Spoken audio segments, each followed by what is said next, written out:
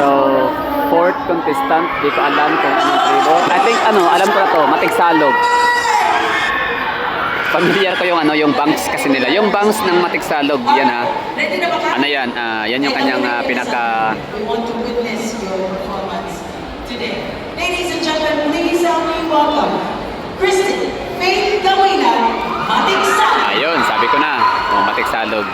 So yung trademark nila bangs, pag ganyan ang bangs, ibig sabihin warrior, matapang.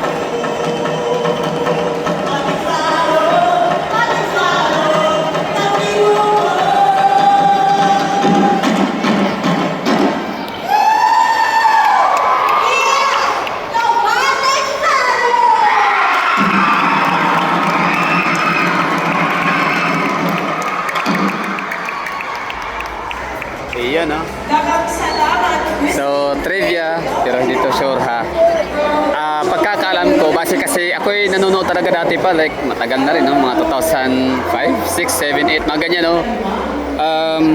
Hindi ko man siya sadyang tinatandaan yung mga trivia nila, description ng mga tribo. Pero ito si Matigsalog talaga yung tumatak sa akin na talagang tribo ng matatapang. Sila yung parang lahat naman yata ng tribo is territorial, kahit hindi lang tribo, yung mga ethnicity natin, no, sa Pilipinas. Sa territorial, pero yung tribo ng Matigsalog ang pinaka-territorial, pinaka-matapang, ganyan, no. So, at saka yung mga babae nila, mga warrior. Kaya yung bangs na yon, tanda ho yun ng pagiging matapang at pagiging warrior. And yun na nga, territorial, no. So, yun. Maraming tao dito sa loob ng SM City Davao Annex Building. So, ano sa tingin nyo? Paano nyo naintindihan pala yung ano pala yung interpretation nyo sa kanyang ginawang performance? Sa akin kasi, ang pagkakaintindi ko doon is, parang niligawan. Niligawan siya, no? May nagko-court sa kanya, tapos ang ginawa nung kanyang nanay, nagalit. Kaya para hindi na magalit, sinuyo niya yung nanay niya, binigyan niya ng manok. At pumayag naman yung nanay sa natanggap niyang manok. So, nag-okay na siya, no? May approval na. Kaya ayun, masaya siya. Kaya sumayaw siya ng chicken dance. Tama ba yon? So, pwede niyo rin akong i-correct ha kung mali yung aking interpretation. So, yun lang. Ang susunod na tribo ay abangan natin kung ano. Makikita naman natin sa projector. So, ganito kadami ang mga tao na talagang mga dabawin nyo na sumusuporta. At isa na ako dyan, no, sa nag-aabang sa ganitong performance. Hindi dahil sa ako ay nagko-content, nagbablog, kundi ako din ay interesadong matuto, no? At malaman ang kailangan kultura ng bawat tribo.